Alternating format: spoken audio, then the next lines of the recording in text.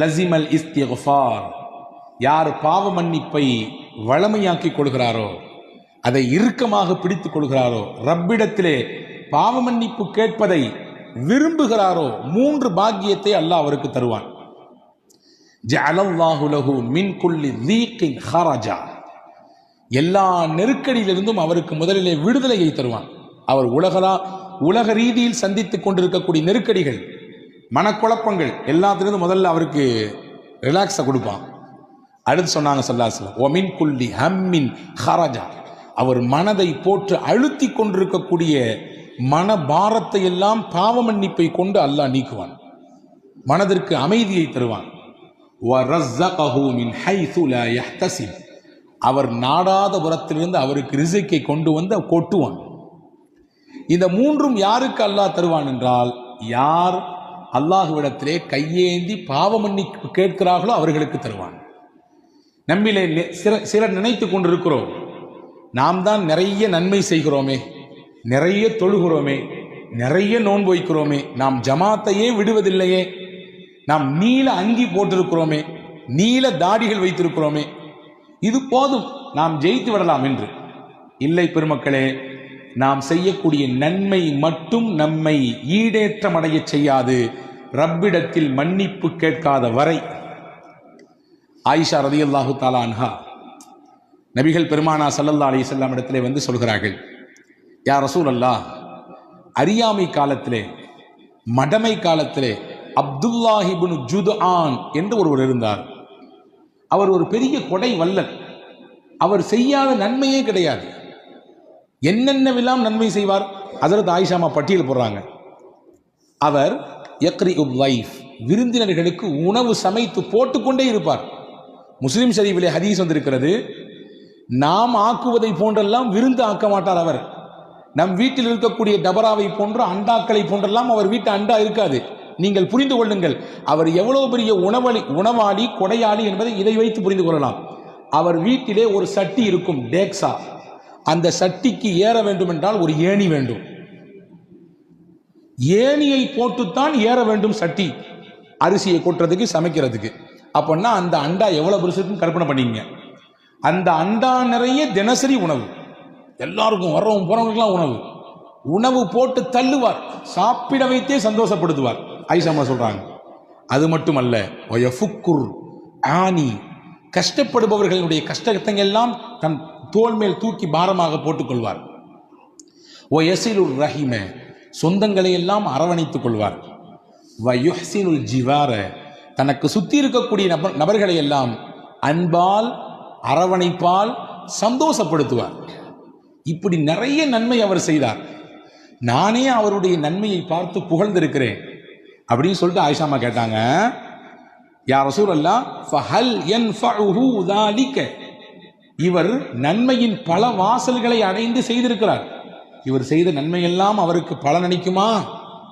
அறியாமையில் காலத்தில் செய்த நன்மைகள் இதுவெல்லாம் அவருக்கு பலனை கொடுக்குமா என்று கேட்டார்கள். ரசூலுல்லாஹ் சொன்னாங்க, லா, கொடுக்காதுன்றாங்க, எந்த புண்ணியமும் இல்லை, அவர் செய்த நன்மை எந்த பலனையும் தராது என்று சொல்லிவிட்டு காரணம் சொன்னார்கள். ஏன் அவர் செய்த நன்மை அவருக்கு நன்மையை அவருக்கு பலனை கொடுக்காது என்றால், லம் யகுல் யௌமன் கத்து வஃபி ரிவாயா மர்ரத்தன் கத்து, ஒரு நாள் கூட இல்லை, ஒரு தடவை கூட அவர் இறையிடத்திலே அல்லாஹும் மக்ஃபிர் லஹ், இறைவா என்னை மன்னித்து விடு என்று கேட்டதே கிடையாது.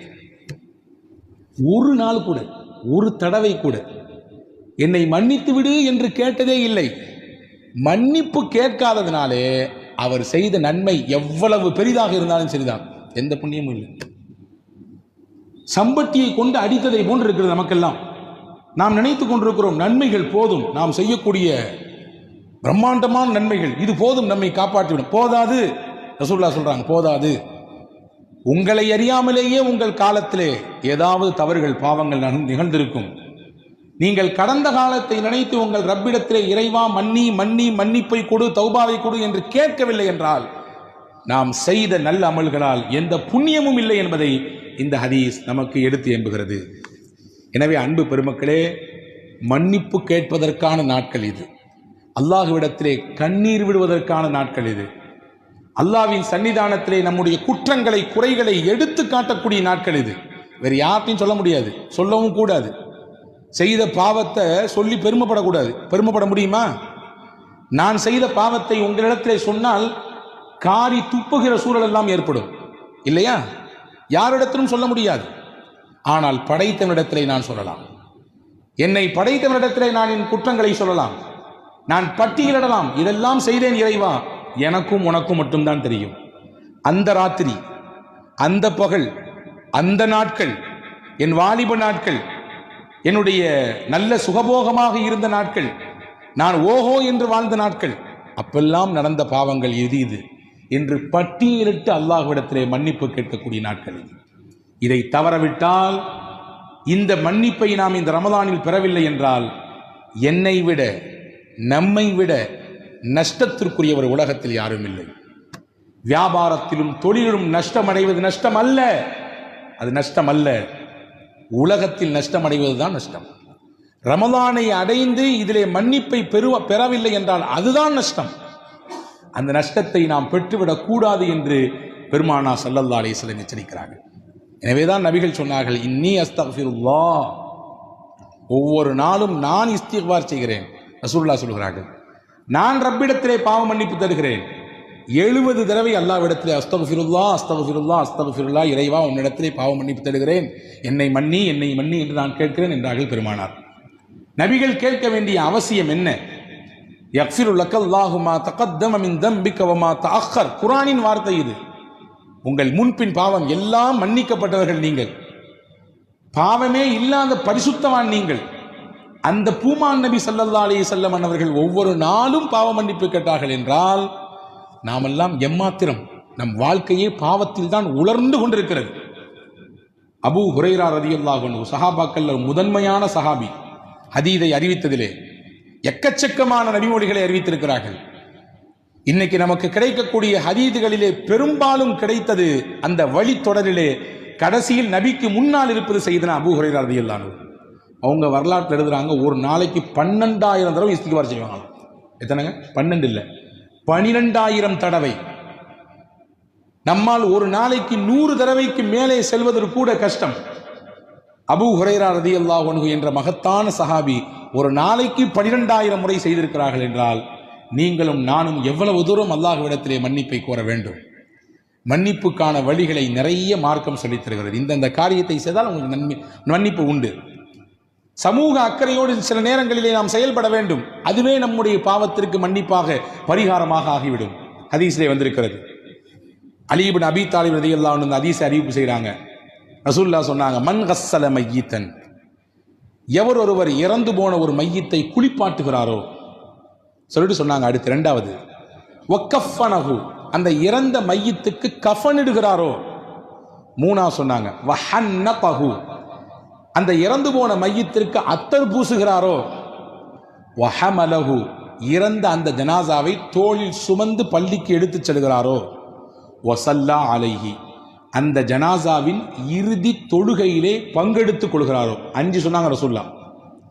எவர் மையத்தை குளிப்பாட்டுகிறாரோ, குளிப்பாட்டுதல் என்றால் நேரடியாக அல்லது அங்கே பக்கத்திலே ஒத்துழைப்பாக நிற்பது, பயப்பட தேவையில்லை, ஒதுங்கி நிற்க வேண்டிய அவசியம் இல்லை, யாரோ ஒருவர் வந்து செய்வார் என்று நாம் எதிர்பார்க்க வேண்டிய தேவையில்லை, களத்தில் நிற்பவர்கள் செய்யலாம். 2வது சொன்னாங்க கஃன் இடுதல், 3வது அத்தர் பூசுதல், 4வது தோளில் தூக்கி சுமந்து செல்லுதல், 5வது அந்த ஜனாசாவிலே பங்கெடுத்து தொழுதல். சொல்லிட்டு ஒரு செய்தி சொன்னாங்க, வலம் யுஃப்ஷ அலைஹி மா ரஆ, அந்த மையத்தின் எந்த குறையையும் அவர் வெளியே சொல்லாமல் விட்டுவிட்டார். சொல்லவே இல்லை. இருக்கலாம் சில சமயங்களிலே முதுகிலே புண் இருந்திருக்கலாம், பெரிய கீறல் இருக்கலாம், ஏதாவது சில பார்க்கக்கூடாத சில விஷயங்களை அந்த மையத்தின் உடம்பிலே பார்த்திருக்கலாம். எதையுமே அவர் வெளிக்காட்டவே இல்லை, கப் சிப்புன்னு இருந்தார். ரசூலுல்லாஹ் சொன்னாங்க, இந்த 5 செயலும் செய்த இந்த மனிதருக்கு அல்லாஹ் தரக்கூடிய கூலி என்ன தெரியுமா? ஹரஜ மின் ஹதீஅதிஹி மிஸ்ல மா வலதத்துஹு உம்முஹு, அன்று பிறந்த பாலகனை போன்று அவர் மாறிவிடுவார். எல்லா பாவத்தையும் அல்லாஹ் மன்னித்து விடுவார். அன்று பிறந்த பாலகன்றது எதுக்கு பயன்படுத்திருக்காங்க தெரியுமா? ஹஜ்ஜுக்கு பயன்படுத்தாங்க ரசூலுல்லாஹ். கயௌமின் வலதத்துஹு உம்முஹு, ஒருவர் ஹஜ்ஜி செய்கிறார் என்றால் ஹஜ்ஜிலே இருக்கக்கூடிய எல்லா சிரமங்களையும் ஏற்றுக்கொண்டு அந்த குறிப்பிட்ட நாட்கள் மினாவிலே, முஸ்தலிஃபாவிலே, அரஃபாவிலே எல்லாம் முடிந்து அவர் ஊருக்கு வருகிற போது பெருமானார் சர்டிபிகேட் கொடுக்குறாங்க, அங்கீகாரம். கயௌமின் வலதத்துஹு உம்முஹு, அன்று பிறந்த பாலகன். இந்த அன்று பிறந்த பாலகன் என்பதை நீங்கள் அடைய வேண்டும் என்றால், பாவமே இல்லாத பச்சிடம் குழந்தையை போன்று உங்களுடைய நிலைப்பாடு ஆக வேண்டும் என்றால், ரசூலுல்லாஹ் சொன்னாங்க, சமூக அக்கறையோடு இறந்து போன ஜனாசாவில கலந்துக்குங்கன்றாங்க. ஒதுங்கி நின்று வேலைக்கு பார்க்க நிறைய பேர் பயப்படுறாங்க. சொந்த அப்பா இறந்திருக்காரு, குளிப்பாட்டுங்க, எனக்கு தெரியும், ஐயோ எனக்கு பயமா இருக்கு சொல்லுவதை பார்க்கிறோமா இல்லையா? நகரங்களிலே இது மிகுதி, கிராமங்களிலே முண்டி அடித்துக் கொண்டு வருகிறார்கள். நான் குளிப்பாட்டுகிறேன், நான் கஃன் செய்கிறேன், நான் வந்து தூக்குகிறேன், நான் குளிக்குள்ளே இறங்குகிறேன். பெத்த புள்ள ஓரத்துல வேடிக்கை போறாரு. யாராவது வந்து குளிப்பாட்டுங்களேன், யாராவது வந்து கஃன் புரிங்களேன். எங்க அப்பாவுக்கு வந்து முதல் அந்த அடிக்கழுகக்கூடிய அந்த குளிப்பு கசாப் மாத்திரன்னு சொல்றாங்க, அதை செய்ய வாருங்களேன். இது ஒவ்வொரு முஸ்லீமும் செய்ய வேண்டியது, குறிப்பிட்ட ஒருவருக்கு காசு கொடுத்து செய்ய வேண்டிய பணி அல்ல. சமூகம் புல் வாங்கிக் கொள்ள வேண்டும். அது என்னமோ தீண்டத்தகாத செயலை போன்று இன்று சமூகம் பார்த்து கொண்டிருக்கிறது. ஒவ்வொரு முஸ்லீமும் தெரிந்து வைத்திருக்கக்கூடிய விஷயம். ஏனென்றால் நானும் நாளைக்கு மையத்தான், நானும் நாளைக்கு அதே இடத்தில் போய் இருக்க போகிறேன். என்னையும் ஒருவர் குளிப்பாட்ட போகிறார், ஒருவர் கஃன் செய்ய போகிறார். அதை தெரிந்து வைத்துக் கொள்வதில் என்ன தப்பு இருக்கிறது? அதை செய்வதில் எந்த தயக்கம் இருக்கிறது? எனவே அன்பு பெருமக்களே, அதை செய்தால் உங்களுக்கு எவ்வளவு பெரிய கூலி கிடைக்கும் என்றால் பெருமானார் சொல்கிறார்கள், அன்று பிறந்த பாலகனாக அல்லாஹ் உங்களை மாற்றி விடுவான். இது ஒரு விஷயம். சமூக பார்வையோடு இருங்கள். இரண்டாவது, இபாதத்தில் கவனம் எடுங்க. ரசூலுல்லாஹ் சொன்னாங்க 3 விஷயம். ஜும்மா தொழுகைக்கு பள்ளிவாசலுக்கு ஒருவர் நடந்து வந்தார். ரசூலுல்லாஹ் சொல்றாங்க, ஜும்மா தொழுகைக்கு முடிந்த அளவுக்கு நடந்து வருகிறார். இரண்டாவது சொன்னாங்க, வல் ஜுலூசு ஃபில் மஸாஜிதி ஹல்ஃப ஸலா, தொழுது முடிச்ச பின்னாடி வேக வேகமா எஞ்சி போயிடாம அந்த தொழுத இடத்திலேயே கொஞ்ச நேரம் உட்கார்ந்து இருந்தார். எப்பண்டா இமாம் சாப் சலாம் கொடுப்பாரு எந்திரிச்சு போலான்னு என்பதுதான் இன்று நம்மிலே பலருடைய சிந்தனை. ரசூலுல்லாஹ் சொன்னாங்க, தொழுது முடிச்சுட்டு அந்த தொழுத இடத்திலே உட்கார்ந்துருக்கணும். எங்க நீங்க தொழுதீங்களோ அதே இடத்தில் அமர்ந்திருங்கள். 2. 3 சொன்னாங்க, வ இப்லாகுல் உதூஇ ஃபில் மகாரி, மனம் வெறுக்கும் நேரத்திலே ஒதுவ ஒருத்தர் பரிபூர்ணமா செஞ்சார். 3 விஷயம். ஜும்மாவுக்கு முடிந்த அளவுக்கு நடந்து வந்தார், தொழுத இடத்திலேயே அமர்ந்திருந்தார், ஒதுவை மனம் வெறுக்கும் சமயத்திலும் கூட பரிபூர்ணமாக செய்தார். ரசூலுல்லாஹ் சொன்னாங்க, இந்த 3 எவ்வளவு பெரிய பாக்கியம் தெரியுமா? தாலிக ஆஷ பி கைரின் வ மாத்த பி கைரின், இந்த 3ஐயும் அவர் தொடர்ச்சியாக பின்பற்றினால் நலவோடு வாழ்வார், இந்த உலகத்தை விட்டு மரணிக்கின்ற பொழுதும் நலவோடு மரணிப்பார். சொல்லிட்டு சொன்னாங்க, இந்த 3ஐயும் பின்பற்றக்கூடியவர் வக்கான மின் ஹதீஅதிஹி கயௌமின் வலதத்துஹு உம்முஹு, அன்று பிறந்த பாலகடை போன்று இருக்கிறார். பாவத்தை எல்லாம் அல்லாஹ் அழிச்சிடறான். அவர் செய்த பாவத்தை எல்லாம் அல்லாஹ் அழித்து விடுகிறான். அன்று பிறந்த பாலகனை போன்றாகிறார் என்றார்கள் பெருமானார் ஸல்லல்லாஹு அலைஹி வஸல்லம். இப்போ பாவத்தினுடைய அழிப்புக்கு நிறைய வழிகள் இருக்கிறது. அதையெல்லாம் தேடி தேடி செய்பவர்களாக நாம் இருக்க வேண்டும். அதே போன்றுதான் ரமதானுடைய விஷயத்தை பற்றி பேசும் பொழுது சொன்னார்கள் பெருமானார் ஸல்லல்லாஹு அலைஹி வஸல்லம், மன் சாமஹு வ காமஹு ஈமானம் வஹ்திசாபா, இறை நம்பிக்கையோடு இறைவன் நன்மை தருவான் என்ற ஆதரவோடு, இந்த 2 தான் நம்முடைய நோக்கமாக இருக்க வேண்டும். நம்முடைய தொழுகையில், நம்முடைய நோன்பில் இந்த 2ஐ தாண்டி வேறு எந்த பார்வையும் தேவையில்லை. உளப்பூர்வமான இறை நம்பிக்கை, நாம் செய்யக்கூடிய இந்த அமல்களுக்கு என் ரப்பு தான் எனக்கு கூலி தரணும், அந்த எண்ணத்திலே யார் ரமதானில் பகலில் நோன்பிருந்து பிளஸ் சேர்த்து சொல்றாங்க இரவு வணக்கத்தில் பங்கெடுத்தாரோ. நான் எதற்கு இதை அழுத்தி சொல்கிறேன் என்றால், நோன்பு மட்டும்தான் போதும் என்று நினைக்கக்கூடிய நமக்கு ரசூலுல்லாஹ் உணர்த்துகிறார்கள், உங்கள் பாவ மன்னிப்புக்கு நோன்போடு சேர்ந்து இன்னொரு அம்சமும் இருக்க வேண்டும், அதிலும் கவனம் எடுத்துக் கொள்ளுங்கள். அதுதான் இரவு தொழுகை. இரவு தொழுகையும் நோன்பும் சேர்ந்து இருக்கக்கூடியவருக்கு ரசூலுல்லாஹ் கொடுக்கக்கூடிய கிஃப்ட் என்ன? ஹரஜ மின் துனூபிஹி கயௌமின் வலதத்துஹு உம்முஹு, இவரும் அன்று பிறந்த பாலகன், அன்னைக்கு பிறந்த குழந்தையை போன்று.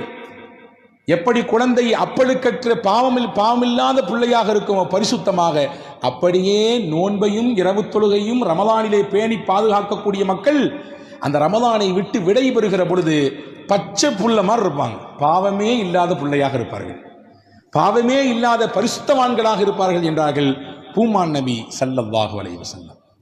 இப்ப இபாதத்தில் நமக்கு கிடைக்கக்கூடிய மன்னிப்பு, சமூக செயல்பாடுகளில் நமக்கு கிடைக்கக்கூடிய மன்னிப்பு, சின்ன சின்ன விஷயமாக கருதக்கூடிய விஷயங்களில் அதை கவனம் எடுக்கிற பொழுது நமக்கு கிடைக்கக்கூடிய மன்னிப்பு. ஒன்றும் இல்லை, சாப்பிட்றீங்க, டெய்லி நம்ம எல்லாரும் சாப்பிட்றோம். நாம் சாப்பிட்டு முடித்தவுடன் என்ன சொல்லுகிறோம்? சாப்பிட பொழுதும் என்ன சொல்லுகிறோம் தெரியவதில்லை. எதையோ சொல்லிக்கொண்டு சாப்பிடுகிறோம், எதையோ பார்க்கிறோம். சாப்பிட்டு முடிகிற நேரம் பல நபர்களுக்கு சாப்பாடு முடிந்ததா இல்லையா என்பது கூட தெரிவதில்லை, உணர்வதில்லை. ரசூலுல்லாஹி ஸல்லல்லாஹு அலைஹி வஸல்லம் சொன்னாங்க, சாப்பிட்டு முடிச்ச உடனே ஒரு துவா இருக்குது, ரொம்ப பெருசெல்லாம் இல்லை. அல்ஹம்துலில்லாஹில்லதி அத்அமனி அத்அமனி ஹாதா வரஸகனீஹி மின் கைரி ஹவுலி மின்னி வலா குவா. அவ்வளவுதான். யார் ஒவ்வொரு நாளும் உணவு அருந்தியதற்கு பிறகு, இறைவா நீனே எனக்கு இந்த உணவை கொடுத்தாய், என் உழைப்பு என்னுடைய முயற்சி எதுவும் இல்லை, ஒரு கவள உணவு நம் கையில் கிடைக்கிறது என்றால், ஆய்வாளர்கள் எழுதுகிறார்கள், ஒரு கவளம் உணவு நம் கையில் கிடைக்க வேண்டும் என்றால் 32 பேர் உழைத்தால் தான் அந்த ஒரு கவள உணவு கிடைக்கும். ஒரே ஒரு பிடி உணவு எத்தனை பேருடைய உழைப்பு இருக்குது? 32 பேருடைய உழைப்பு இருக்கிறது. அதிலே உழக்கூடியவர், அதை பயிரிடக்கூடியவர், அதை பராமரிக்கக்கூடியவர், அதை நெல்லிலிருந்து அரிசியாக மாற்றுபவர், இப்படி போகுது. அது 32 பேருடைய உழைப்பு. எந்த கஷ்டமும் இல்லாமல் எனக்கு உணவை தந்தாய், என் முயற்சி இல்லை, என்னுடைய திறமை இதில் இல்லை, உனக்கே எல்லா புகழும். அதான் இதான் அர்த்தம். ரசூலுல்லாஹ் சொன்னாங்க, யார் இதை சொல்றாங்களோ குஃபிர லஹு மா தகத்தம மின் தம்பிஹி வ மா தஅக்கர், அவர் முன் பின் செய்த எல்லா பாவத்தையும் அல்லாஹ் மன்னிச்சிடுறான். அல்லாஹ் அக்பர். ஒவ்வொரு நாளும் சாப்பிடும் பொழுது என்னவெல்லாம் சாப்பிடுகிறோமோ அந்த சாப்பாட்டுக்கு பிறகு இந்த துவாவை ஓதிவிட்டால் உங்களுக்கு மன்னிப்பு மொத்தமாக கிடைத்து விடுகிறது, ஹோல்சலாக கிடைத்து விடுகிறது. பெருமானா ஸல்லல்லாஹு அலைஹி வஸல்லம் இப்படி மன்னிப்புக்கான வழி எங்கெங்கெல்லாம் இருக்கிறது என்பதை பெருமானா ஸல்லல்லாஹு அலைஹி வஸல்லம் தேடி தேடி உம்மத்துக்கு அறிவித்துக் கொடுத்திருக்கிறார்கள். எனவே அந்த மன்னிப்பை இந்த ரமதானில் நாம் முழுமையாக பெற்றுவிட வேண்டும். ஒவ்வொரு நாளும் இந்த ரமதானிலே, குறிப்பாக இந்த 10 நாட்கள், நீங்கள் இரவினுடைய பிற்பகுதியிலே, குறிப்பாக தஹஜ்ஜுடைய சமயத்திலே அல்லாஹ்விடத்திலே இருகரமேந்தி துவா செய்ய வேண்டும். நம் பாவங்களை பட்டியலிட வேண்டும், நம்முடைய தவறுகளை குற்றங்களை இறைவனிடத்திலே ஒப்புக்கொள்ள வேண்டும். அது அல்லாஹ்வுக்கு ரொம்ப பிடிக்கும். என்னுடைய அடியா நான் செஞ்ச தப்பெல்லாம் ஒத்துக்கிட்டு எனக்கு முன்னாடி அப்படியே உட்கார்ந்துருக்கான் பாருங்களேன் என்று பெருமை பாராட்டுவான். தப்பையெல்லாம் ஒத்துக்கொள்கிறான். நீ இல்லாமல் நான் இல்லை, இறைவா நீ மன்னிக்கவில்லை என்றால் நான் என் கதி அவ்வளவுதான், அழிந்தே போய்விடுவேன் என்று ஒரு அடியான் சொல்லும் நேரத்திலே உச்சபட்சமான மகிழ்ச்சியில் அல்லாஹ் திளைக்கிறான். என் அருளின் மீது எவ்வளவு பிரியம் இவனுக்கு, என் மன்னிப்பின் மீது எவ்வளவு ஆதரவு இவனுக்கு, நிச்சயம் இவனை நான் மன்னிப்பேன் என்று அல்லாஹ் சொல்கிறான். எவ்வளவு பெரிய குற்றம் செய்தாலும், எவ்வளவு பெரிய தவறுகள் செய்தாலும் மன்னிப்பு கேட்கக்கூடியவர்களுக்கு அல்லாஹ் தன் அந்த அருளின் வாசலை, மன்னிப்பின் வாசலை திறந்தே வைத்திருக்கிறான், மூடுவதே கிடையாது. தௌபாவின் வாசல் என்பது மௌத்து, ரூஹு, தொண்டை குழியை அடையும் வரை அல்லாஹ் திறந்து வைத்திருக்கிறான். அதனால கடைசி காலத்தில் பார்த்துக்கலாம்னு சொல்லி அடுத்த வருஷம் ரமதானுக்கு விட்டுறாதீங்க. ஒவ்வொரு வருடமும் கேட்க வேண்டும், ஒவ்வொரு நாளும் மன்னிப்பை கேட்க வேண்டும். அல்லாஹுவின் மன்னிப்பு விசாலமானது என்பதை ரசூலுல்லாஹ் இப்படி விவரித்து காட்டுகிறார்கள். ஒரு ஹதீஸை சொல்லி முடிக்கிறேன். அஸ்தக்ஃபிருல்லாஹ் என்று சொல்லி நாம் பாவ மன்னிப்பு தேடுகிறோம். ஒரு சில வார்த்தைகளை மட்டும் கூட்டி சேர்த்துக் கொள்ளுங்கள். அஸ்தக்ஃபிருல்லாஹல் அலியுல் அதீம் அல்லதீ லா இலாஹ இல்லா ஹுவல் ஹய்யுல் கய்யூம் வ அதூபு இலை. இது ஒரு இஸ்திக்ஃபார், ரசூலுல்லாஹ் சொல்லிக் கொடுத்த இஸ்திக்ஃபார். இங்கே நம்முடைய பள்ளியிலே நாம் இஃப்தாருடைய சமயத்திலே ஜிக்ர் மஜ்லிஸ் நடத்துகிறோம். அந்த சமயத்தில் இந்த இஸ்திக்ஃபார் சொல்லி தரப்படும். அஸ்தக்ஃபிருல்லாஹல் அலியுல் அதீம் அல்லதீ லா இலாஹ இல்லா ஹுவல் ஹய்யுல் கய்யூம் வ அதூபு இலை. இது 3 தடவை ஒருவர் சொல்கிறார். 3 தடவை. ரசூலுல்லாஹ் எவ்வளவு பெரிய கூலி சொன்னாங்க தெரியுமா? 5 பாக்கியம் கிடைக்கும் அவருக்கு. 5 பாக்கியம். வெறும் 3 தடவை தான், வெறும் 3 தடவை. 5 பெரும் பாக்கியம். 1, அவர் போர்க்களத்திலிருந்து புறமுதுகிட்டு ஓடி இருந்தாலும் அல்லாஹ் பாவத்தை மன்னிச்சிடறான். போர்க்களத்திலிருந்து புறமுதுகிட்டு ஓடுறது இருக்க பெரிய பாவத்தில் கட்டுப்பட்டது, 7 பெரும் பாவங்களில் கட்டுப்பட்டது. களத்துக்கு போயாச்சுன்னா பேக் அடிக்கக்கூடாது, பின்னால் வரக்கூடாது, நிற்கணும், வாழ்வோ சாவோ அந்த போர்க்களத்தில் நின்று எதிர்கொள்ள வேண்டும். ஆனால் ஒருத்தர் போர்க்களத்திலிருந்து புறமுதுகிட்டு ஓடிவிட்டார், அந்த பாவத்தையும் கூட அழிப்பதற்கு இந்த ஒரு இஸ்திக்ஃபார் போதும் நாங்கள் ஸல்லல்லாஹு. 2வது சொன்னாங்க, அவருடைய பாவம் கடல் நுரையளவு பெருக்கெடுத்து இருந்தாலும் சரிதான். கடல் நுரை என்ன முடியுமா, எவ்வளவுன்றது அளக்க முடியுமா? அவ்வளவு இருந்தாலும் இந்த இஸ்திக்ஃபாரை 3 முறை சொன்னால் போதும், அல்லாஹ் மன்னிப்பான். மரத்தின் இலைகள் உலகத்தில் எத்தனை உண்டு எண்ணுங்கள், எண்ணி சொல்ல முடியுமா? முடியாது. அவ்வளவு அதிகமாக அவருடைய பாவம் இருந்தாலும் அல்லாஹ் மன்னிக்கிறான். மணலின் அந்த துகள் எவ்வளவு இருக்கிறது உலகத்திலே? ஒரு கைப்பிடி மண்ணை எடுத்து இது எத்தனை துளிகள் இருக்கிறது எண்ணி என்று ஒரு கையிலே கொடுத்தால் என்ன முடியுமா? எண்ணி காட்ட முடியுமா? முடியாது. ஒட்டுமொத்த உலகத்தின் மண்ணின் துகள்கள் எவ்வளவு என்பதை கணக்கிட முடியாது. அவ்வளவு கணக்கிட முடியாத பாவத்தை, குற்றத்தை ஒருவர் செய்திருந்தாலும் இந்த இஸ்திக்ஃபாரை 3 முறை ஓதினால் போதும், அல்லாஹ் மன்னித்தரான். அடுத்து ஒரு முக்கியமான செய்தி சொன்னாங்க ரசூலுல்லாஹ், வாழ்நாள், உலகம் தோன்றிய நாளிலிருந்து உலக அழிவு நாள் வரை நாட்களின் எண்ணிக்கை எத்தனை? வாரத்தின் எண்ணிக்கையை கேட்டால் நாம் சொல்லுவோம், மாதத்தின் எண்ணிக்கையை கேட்டால் சொல்லுவோம், வருடத்தின் எண்ணிக்கையை கேட்டால் சொல்லுவோம். எங்க அத்தா எத்தனை வருஷம் வாழ்ந்தாருன்னு கேட்டா வருஷத்தை சொல்லுவோம், 63 வருஷம் வாழ்ந்தாருன்னு சொல்லி. உலகத்தினுடைய நாட்களின் எண்ணிக்கை எத்தனை நமக்கு தெரியுமா? ஆதம் அலைஹிஸ்ஸலாம் தோன்றிய நாளிலிருந்து உலக முடிவு நாள் வரை எத்தனை நாட்கள் இருக்கிறது தெரியாது, எண்ண முடியாது, சாத்தியமில்லை. ரசூலுல்லாஹ் சொன்னாங்க, எப்படி எண்ண முடியாத நாட்கள் உலக வாழ்நாளிலே இருக்கிறதோ அவ்வளவு எண்ண முடியாமல் ஒரு பாவத்தை வைத்திருந்தாலும் இந்த ஒரு இஸ்திக்ஃபார் 3 தடவை சொன்னால் அல்லாஹ் அவருடைய பாவத்தை எல்லாம் மன்னித்து விடுகிறார். சொல்லலாமா? இன்ஷா அல்லாஹ். அல்லாஹ் தௌஃபீக் செய்வானாக. இந்த புனிதமான ரமதானிலே, இந்த மக்ஃபிரத்தினுடைய பத்திலே அல்லாஹ் தன்னுடைய மன்னிப்பை பரிபூரணப்படுத்துவானாக. நம் எல்லோருக்கும் தன்னுடைய அருளையும் தன்னுடைய மன்னிப்பையும் கொடுத்து நம்மை அழகுபடுத்துவானாக, நம்மை தூய்மைப்படுத்துவானாக. எப்படி தங்கத்தை உருக்குகிற பொழுது அழுக்கெல்லாம் வெளியே வருகிறதோ, இப்படி நாம் நோன்பிருந்து நாம் செய்யக்கூடிய இபாதத்தை கொண்டு நம்மிடத்தில் தேங்கியிருக்கக்கூடிய பாவம் என்ற அழுக்கை எல்லாம் அல்லாஹ் நீக்கி விடுவானாக. தூய்மையானவர்களின் பட்டியலில் அல்லாஹ் சேர்த்துக் கொள்வானாக. பரக்கத்திற்காக ஒரு தடவை இந்த சலவாத், இந்த